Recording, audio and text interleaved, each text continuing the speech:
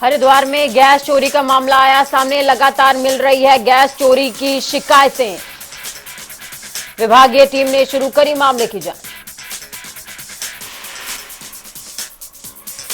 सहारनपुर में petrol pump पर लूट की वारदात। नकाबपोश बदमाशों ने दिया वारदात को अंजाम। पेट्रोल पंप कर्मचारियों के साथ करी मारपीट। एक कर्मचारी पर चलाई गोली।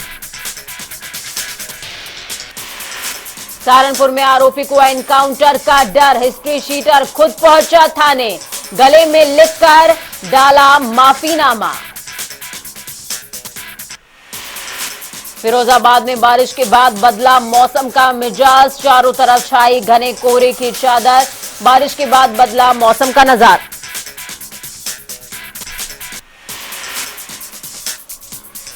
समाज सेवी शैलू पंडित की सड़क दुर्घटना में हुई मौत। आगरा से कैला देवी जाते समय हुआ है हादसा। हादसे से पहले फेसबुक पर किया था लाइव। आगरा में छाया घना कोहरा। बेमौसम बारिश के कारण छाया घना कोहरा। कोहरे से बढ़ी किसानों की मुसीबतें। आगरा पहुंचे किसान नेता मोहन सिंह चाहर। बारिश और ओलावृष्टि से प्रभावित किसानों का जाना हाल। किसानों को मुआवजा और फसल बीमा देकर राहत देने की करी मांग। आगरा में परिवार को बंधक बनाकर 20 लाख की लूट। परिवार के लोगों के साथ करी मारपीट। पुलिस मामले की जांच पड़ताल में जुटी।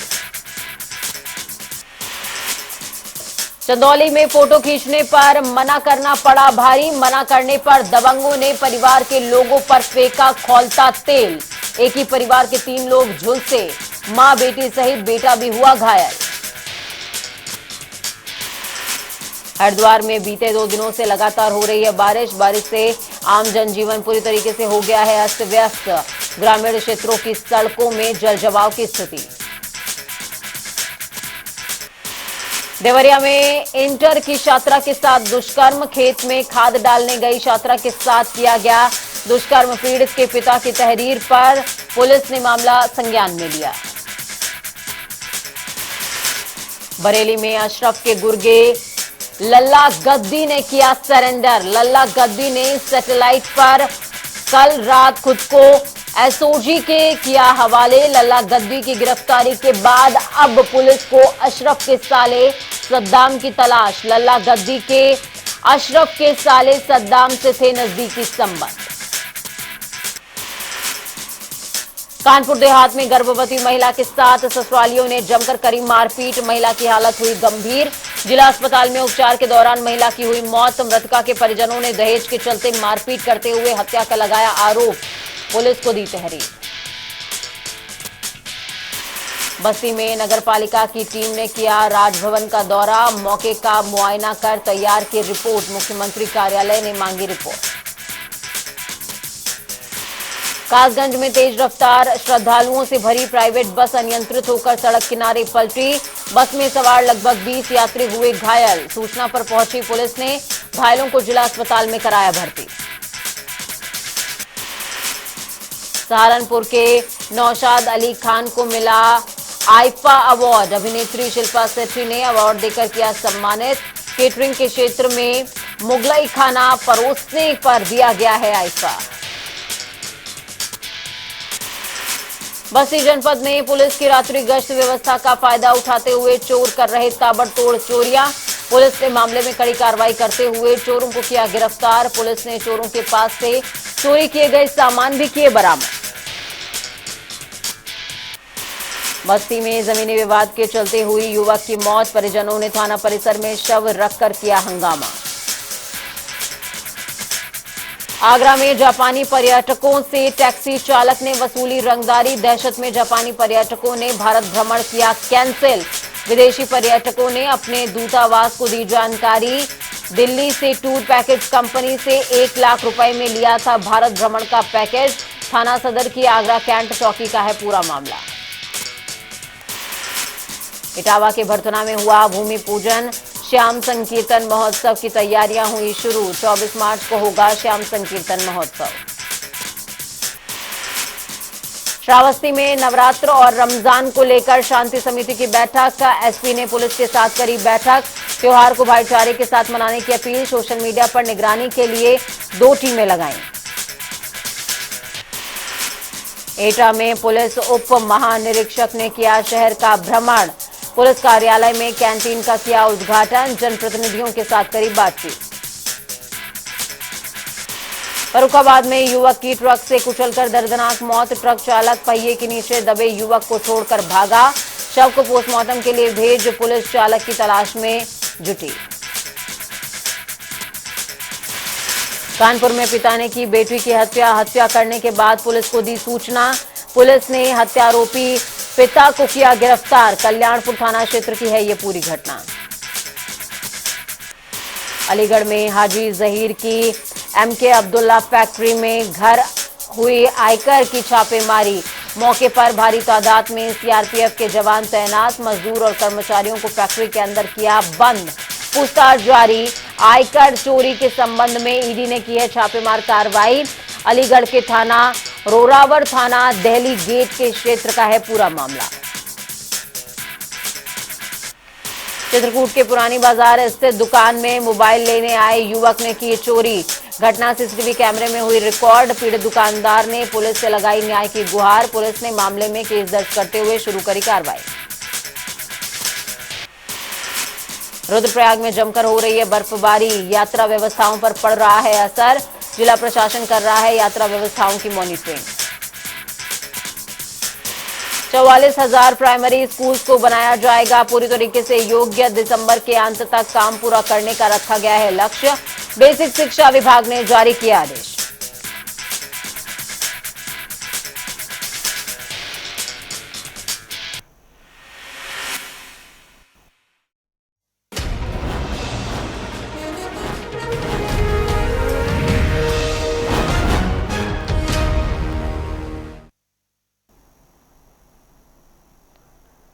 वहीं 35वीं वाहिनी पीएससी महानगर के स्टेडियम में all India police athletics meet के शुभारंभ पर मुख्यमंत्री योगी आदित्यनाथ ने ऐलान किया है कि प्रदेश में खेलों का माहौल बने और खिलाड़ियों का भविष्य बेहतर हो। इसके लिए यूपी सरकार ने 500 खिलाड़ियों को सरकारी सेवा में शामिल करने का फैसला लिया है।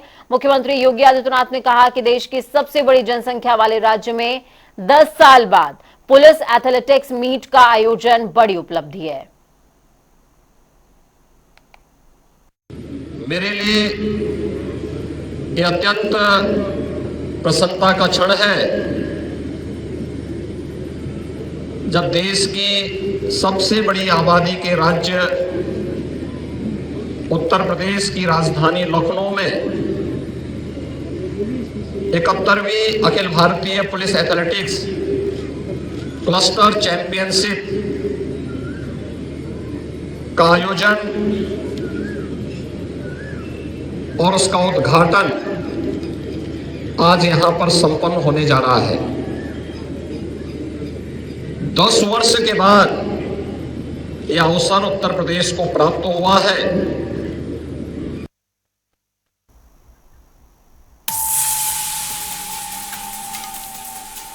इस बीच आपको बड़ी खबर अहम जानकारी दे रहे हैं। गोंडा दौरे पर सीएम योगी आदित्यनाथ। सीएम योगी का मिनट टू मिनट कार्यक्रम रिलीज हुआ है। 2 बजे सीएम मंडलीय समीक्षा बैठक में पार्टिसिपेट करेंगे। सीएम 1.5 घंटे तक अधिकारियों की क्लास भी लेने वाले हैं। दोपहर को 3:30 बजे का समय आपको बता दें। सीएम प्रेस कॉन्फ्रेंस करेंगे। निर्माणाधीन मेडिकल कॉलेज का निरीक्षण भी सीएम योगी आदित्यनाथ खुद करने वाले हैं।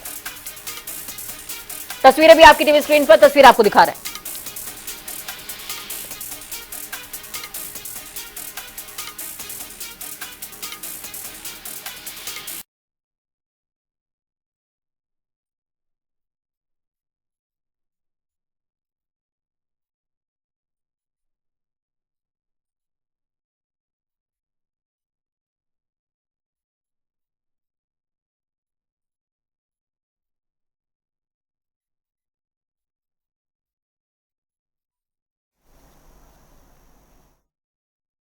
इस खबर पर ज्यादा जानकारी के लिए विपिन सिंह संवाददाता जुड़ गए हैं गोंडा से, लाइव जुड़े हमारे साथ में। विपिन, क्या कुछ अपडेट है? सीएम योगी आदित्यनाथ का दौरा है गोंडा का और गोंडा को आज कई सौगातें भी मिल सकती हैं। विकास की मंगल समीक्षा भी सीएम योगी आदित्यनाथ खुद करने वाले हैं। जी पूजा, आपको बता दें कि सीएम योगी आदित्यनाथ करीब 1:55 पर पुलिस लाइन में उनका हेलीकॉप्टर लैंड करेगा। उसके बाद विकास भवन में वो जनप्रतिनिधियों और अधिकारियों के साथ समीक्षा बैठक करेंगे। सबसे पहले मैं आपको तस्वीरों के माध्यम से दिखाता हूँ, ये देख सकते हैं आप कि ये विकास भवन है। यहाँ पे सीएम योगी आदित्यनाथ अभी करीब आधे घंटे में यहाँ पहुंचेंगे और जनप्रतिनिधियों के साथ बैठक करेंगे। सुबह से यहाँ पे चप्पे चप्पे में पुलिस प्रशासन अलर्ट है। यहाँ के जो एसपी आकाश तोमर है, उन्होंने पूरी व्यवस्था संभाल रखी है। आप देख सकते हैं, आज मैं कैमरामैन को इस तरफ दिखाइए, आप देख सकते हैं कि चारों तरफ से बैरिकेडिंग कराई गई है, पुलिस लगा दी गया है, पूरे जिले में रूट डायवर्जन कर दिया गया है कि किसी को दिक्कत ना है। वहीं आपको बताना चाहेंगे कि उसके बाद सीएम योगी आदित्यनाथ यहाँ विकास भवन में मीटिंग करने के बाद में मेडिकल कॉलेज का निरीक्षण करेंगे। उसके बाद में फिर हो सकता है कि कन्नलगंज में जो एक डोमाकल्पी जगह है, जहाँ पे अगले महीने सीएम योगी ने कन्नलगंज विधायक को बड़ी सौगात दी थी, वहाँ पे विश्वविद्यालय बनने जा रहा है, तो उसका भी निरीक्षण कर सकते हैं। लेकिन वही 4:30 बजे सीएम योगी आदित्यनाथ वहाँ पे क्या कहते किस दौरे की बात करें तो सबसे ज्यादा फोकस्ड चीज क्या है जिससे बहुत वाइल्ड इम्पैक्ट पड़ेगा? जी आपको बताना चाहेंगे कि सीएम योगी के यहाँ पहुंचने से पहले पूरी व्यवस्थाएं जिला प्रशासन ने संभाल ली है। उसके बाद में वो सीएम योगी आज 4:30 बजे से यहाँ से निकलेंगे और बलरामपुर पहुंचेंगे। वहाँ पे देवी पाटन मंदिर पे पहुंच कर पूजन अर्चना करेंगे, क्योंकि कल यहाँ पे नवरात्र शुरू होने वाला है। तो सीएम योगी आदित्यनाथ हर साल देवी पाटन मंदिर पे जाते हैं, वहाँ की व्यवस्थाएं देखते हैं, वहाँ पे पूजन अर्चन करते हैं। ऐसे में पूरा प्रशासन यहाँ पे अलर्ट है। हम आपको तस्वीरों के माध्यम से एक बार दोबारा दिखाते देख सकते हैं पुलिस प्रशासन किस तरह से यहाँ पे जो फालतू लोग घूम रहे हैं उनको आने जाने में मना कर रहा है। कहीं ना कहीं ये जो दौरा है सीएम योगी का, कहीं ना कहीं जो कि यहाँ पे जो विकास कार्य हुए हैं उसके लिए महत्वपूर्ण है, क्योंकि करीब 1.5 घंटे जनप्रतिनिधियों और अधिकारियों के साथ विकास भवन में बैठक की जाएगी। हर एक विकास मुद्दों पर चर्चा की जाएगी, कानून व्यवस्था को सीएम परखेंगे। आकाश तोमर ने पूरे जिले की कमान संभाल रखी है, उनके बारे में जानेंगे। डीएम यहाँ पे जो वो है उनके कार्यों की समीक्षा करेंगे। कहीं ना कहीं सीएम के दौरे को लेकर पूरा प्रशासन। विपिन, इस दौरान क्या सीएम योगी आदित्यनाथ ने तमाम अधिकारियों से किसी विशेष तरह की रिपोर्ट भी तलब करी है? जी आपको बताना चाहिए कि सीएम योगी आदित्यनाथ ने सभी अधिकारियों को यहाँ पे विकास भवन में करीब 1.5 घंटे मीटिंग में बुलाया है और जनप्रतिनिधियों को बुलाया। दोनों जनप्रतिनिधियों और अधिकारियों को सामंजस्य में कोई अड़चन, विकास कार्य में कोई अड़चन आ रही है या नहीं आ रही है, उसके लिए बात भी करेंगे। करीब 1.5 घंटे ये मीटिंग चलेगी, उसके बाद में प्रेस कॉन्फ्रेंस की जाएगी। तो कहीं ना कहीं कई सारे मुद्दे जो विकास कार्यों के रुके हुए हैं, जैसे आपको बताना चाहेंगे कि गोंडा का एक सबसे महत्वपूर्ण कार्य सरजू पुल है जो कि डैमेज हो चुका है, उससे भी कहीं ना कहीं जनप्रतिनिधि और अधिकारी बात करेंगे। और मेडिकल कॉलेज बन भी रहा है तो उससे सीएम योगी उसका निरीक्षण करेंगे। रही बात स्वास्थ्य व्यवस्था की, तो गोंडा में अक्सर स्वास्थ्य व्यवस्था चरमराई रहती है, तो कहीं ना कहीं स्वास्थ्य व्यवस्था पर सीएम योगी आदित्यनाथ जिला अस्पताल का भी निरीक्षण कर सकते हैं। जी पूजा, बहुत शुक्रिया विपिन हमारे साथ जुड़ने के लिए, अहम जानकारी ग्राउंड जीरो से साझा करने के लिए। विपिन जुड़े, जिन्होंने अहम तस्वीरें साझा करी हैं। आपसे कुछ देर के बाद सीएम योगी आदित्यनाथ गोंडा पहुंच जाएंगे। और सबसे बड़ी बात यह कि जिस तरह हर नवरात्रि हो, फिर चाहे वो चैत्र की नवरात्रि हो या शारदीय नवरात्र हो, उन नवरात्रों के पहले सीएम योगी आदित्यनाथ देवी पाटन खुद जाते हैं, दर्शन पूजन करते हैं, मां को प्रणाम करते हैं और वहां पर एक विशेष तरह का मेला भी आयोजित होता है जिसका निरीक्षण सीएम योगी आदित्यनाथ खुद करते हैं।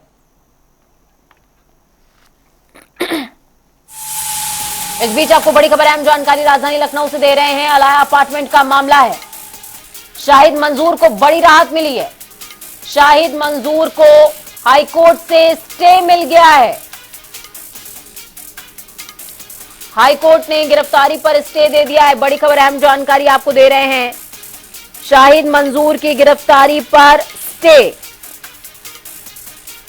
सोचिए, राजधानी के बीचों बीच जो इमारत धराशायी हो गई थी उस पर शाहिद मंजूर को बड़ी राहत मिली है। तो इस वक्त की बेहद बड़ी और अहम जानकारी आपको दे रहे हैं। अलाया अपार्टमेंट से जुड़ी हुई शाहिद मंजूर को हाईकोर्ट से बड़ी राहत मिली है। गिरफ्तारी पर स्टे दे दिया है हाईकोर्ट ने।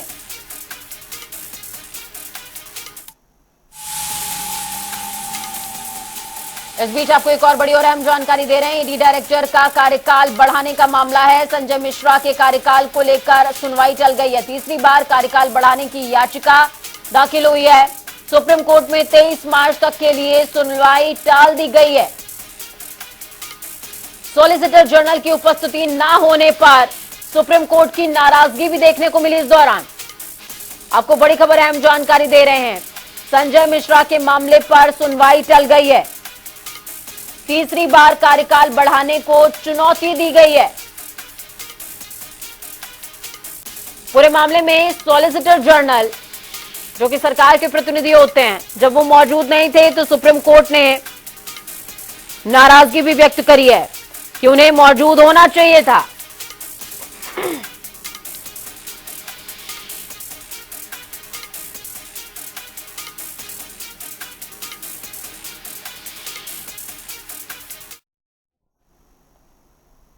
उत्तरकाशी में पहाड़ की बद्री गायों को उपयोगिता के लिए स्वामी बाबा रामदेव योग साधना पीठ की ओर से 22 मार्च से श्री मां कृपा महामहोत्सव का आयोजन किया जा रहा है। कार्यक्रम के तहत रामलीला मैदान में गौ कृपा कथा और राम कथा का आयोजन होगा, जहां गौ कथा के माध्यम से पहाड़ की बद्री गाय की उपयोगिता के बारे में ग्रामीणों को जानकारी दी जाएगी, जिसके लिए 127 गांवों में निमंत्रण भेजा गया है, ताकि ग्रामीण आयोजन में शामिल होकर गौमाता के धार्मिक, औषधि और आर्थिक महत्व को समझे। इस आयोजन में देश भर से 350 से ज्यादा संतों के साथ ही शारदा पीठ के शंकराचार्य सदानंद सरस्वती और सुमेरु पीठ के शंकराचार्य स्वामी नरेंद्रनाथ सरस्वती शामिल होंगे। गौ कथा के आयोजन का प्रधान उद्देश्य व्यसन मुक्त समाज, सात्विक समाज, गौ सेवा, गौ संरक्षण और गौ संवर्धन है। आरंभ होकर के 30 मार्च तक ये आयोजन चलना है, यानी कि चैत्र शुक्ला प्रतिपदा से लेकर के नवमी तक संपूर्ण नवरात्रि में 9 दिन तक ये आयोजन चलेगा। क्रम में संपूर्ण आसपास के उत्तरकाशी जिले के सभी ग्रामवासियों को वेद लक्षणा, जो यहाँ की बद्री गौवंश है, स्थानीय गौवंश है, उसका महत्व पता चले, इसके निमित्त गहनता के साथ हमारे संतों ने व्यक्तिगत जाकर के और 127 गांवों के अंदर निमंत्रण कुल दिया है, ताकि सभी लोग, गांवों के लोग आए और देसी गाय का, जो यहाँ की जो मूल नस्ल है बद्री नस्ल, उसके महत्व को समझे। वो दूध भले ही कम देती है, लेकिन अमृत जैसा दूध देती है। आजकल जर्सी हॉलिस्टन के चक्कर में पड़ के लोग विषैला दूध पी रहे हैं। वैज्ञानिकों ने साबित कर दिया है कि जर्सी हॉलिस्टन जैसे पशुओं के दूध से कई प्रकार के रोग बढ़ते हैं। तो वापस लोग समझे और यहाँ की स्थानीय नस्ल की गौ का सदुपयोग करें, उनकी सेवा भी करें, उनसे लाभ भी प्राप्त करें। दूध का जो विषय है, आजकल डेयरी पर ज्यादातर भैंस जर्सी का दूध तो आता ही आता है, सिंथेटिक। 23 मार्च को धामी सरकार का 1 साल का कार्यकाल पूरा हो रहा है। इस 1 साल के कार्यकाल को सरकार जहां विकास पुस्तिका का विमोचन करते हुए आम जनता को बताने का काम करेगी, तो वहीं बीजेपी संगठन 25 मार्च से 31 मार्च तक सरकार के कामकाज का पत्रक जनता तक पहुंचाने के लिए वृहद स्तर पर कार्यक्रम आयोजित करने जा रही है। उधर कांग्रेस भी सरकार के इस 1 साल के कार्यकाल की विफलताओं का आरोप पत्र तैयार कर रही है, जिसे कांग्रेस के जिला अध्यक्ष 23 मार्च को जनता के सामने रखेंगे। प्रदेश अध्यक्ष कांग्रेस ने बताया कि इस आरोप पत्र में लॉ एंड ऑर्डर समेत तमाम मुद्दे हमने शामिल किए हैं। भाई, लॉ एंड ऑर्डर, महंगाई, भ्रष्टाचार, बेरोजगारी, बेरोजगारों पर लाठीचार्ज, बेरोजगारों के ऊपर लगाए गए मुकदमे, सरकारी कर्मचारियों के द्वारा भ्रष्टाचार किया जाना, चाहे वो खनन में है। एनजीटी की रिपोर्ट आपने देख ली होगी, जिस तरीके से कैग की रिपोर्ट में समाज कल्याण विभाग के बारे में ये कहा गया कि 7,000 करोड़ से ज़्यादा की रकम को खुर्द-फुर्द किया गया है। उसके साथ आज कैग की एक और रिपोर्ट आई है, जिसमें कहा गया है कि खनन में एम्बुलेंस ही नहीं, जिसमें 100 ले जाया जाए, 100 यान जो है वो, उसके नंबर, स्कूटर के नंबर, मोटरसाइकिल के नंबर उसमें पाए गए हैं। कितना बड़ा घोटाला इस प्रदेश में इस सरकार ने कर दिया है। इन सब विषयों को लेकर हम ये आरोप पत्र जारी करेंगे। इस दृष्टिकोण से हमने कार्यक्रम की रचना शुरू की है। मुख्य रूप से सरकारी कार्यक्रम रहते हैं, तो भी संगठन कार्यकर्ता की सब कार्यक्रम में सहभागिता बने। और जो जानकारी माननीय मुख्यमंत्री द्वारा दी गई है, 23 तारीख को विकास पुस्तिका विमोचन होगा। उसमें जो वहाँ के स्थानीय विधायक हैं उस कार्यक्रम में रहेंगे। और 24-25 तारीख को हम लोग बहुउद्देश्य शिविर प्रत्येक विधानसभा में सरकार लगाने जा रही है। हमने अपने कार्यकर्ताओं से कहा है कि उस बहुउद्देश्य शिविर में जो उसके लाभार्थी हैं और जिनको कुछ न कुछ सुविधाएं गवर्नमेंट की ओर से मिलनी है, उनको उसमें वो निमंत्रित करें, उनको लाने की व्यवस्था करें।